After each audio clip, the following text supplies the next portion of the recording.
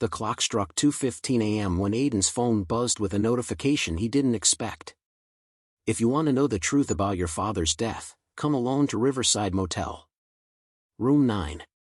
Don't tell anyone. His heart skipped a beat. For years, Aiden believed his father had died in a car accident. It was sudden, tragic, and left him with more questions than answers. His mother never spoke about it, and every time he tried to dig deeper, relatives shut him down with vague excuses. But tonight, this message promised answers. The motel was a 40-minute drive from his apartment, on the outskirts of town. Dark roads, flickering streetlights, and an unsettling fog made the journey feel like stepping into another world. Aiden's mind battled between fear and curiosity. What if it's a trap? But something inside whispered, you need to know the truth. When he reached Riverside Motel, it looked exactly like those places you see in crime documentaries: peeling paint, broken neon lights buzzing faintly, and silence that screamed louder than any noise. Room 9 was at the far end. The door wasn't locked. Inside, the air was damp, filled with the faint smell of cigarettes. A dim lamp flickered on the table, and beside it sat a small black envelope with his name written in shaky handwriting. No one else was in the room. Aiden opened the envelope. Inside was a single Polaroid picture. His father, alive, smiling, standing beside a man Aiden had never seen before. On the back of the photo, a note. He didn't die in an accident. He was silenced. The man in this photo holds the answers. Find him before they find you. Aiden's blood ran cold. Suddenly, he heard footsteps outside. Slow. Heavy. Getting closer. He stuffed the photo back into his pocket and killed the lamp. The doorknob rattled. His pulse raced. Whoever was outside wasn't knocking, they were trying to break in. With no weapon, Aiden scanned the room. The only escape was the bathroom window, small but maybe enough to squeeze through.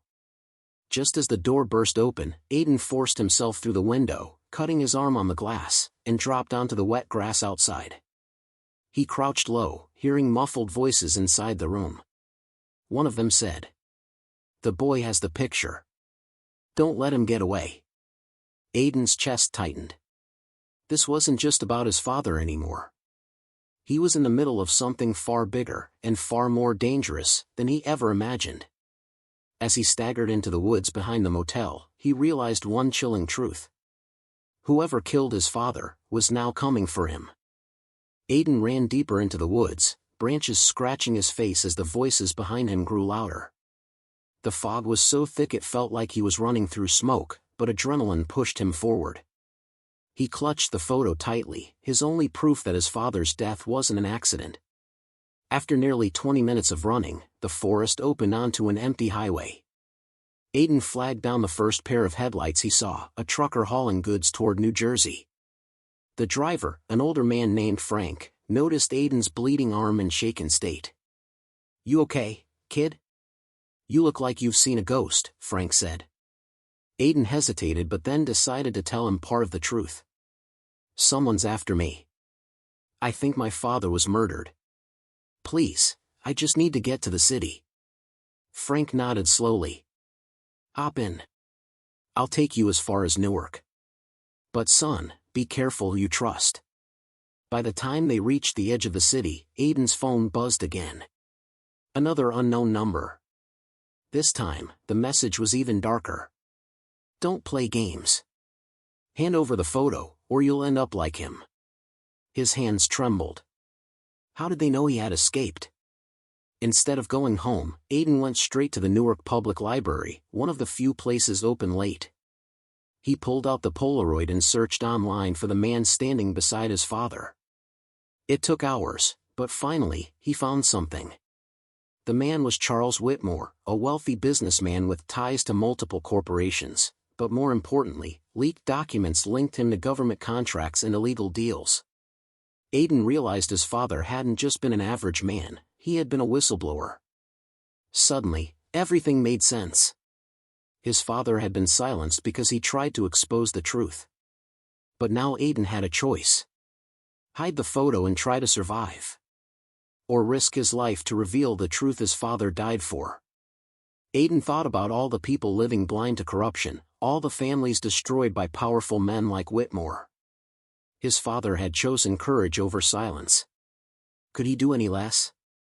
The next morning, Aiden walked into the New York Times office with the Polaroid and the details he had uncovered. At first, the reporters were skeptical, but when he explained how he was hunted the night before, they knew it wasn't just paranoia.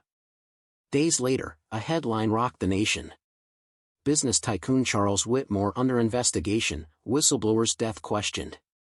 The FBI launched an official case, and Whitmore's empire began to crumble. For the first time, Aiden felt like his father's voice had finally been heard. That night, standing at his father's grave in Boston, Aiden whispered, "I kept your fight alive, Dad. They tried to silence you, but they couldn't silence the truth." The moral was clear. Backhand index pointing right: courage may cost your life, but silence can cost the world its truth.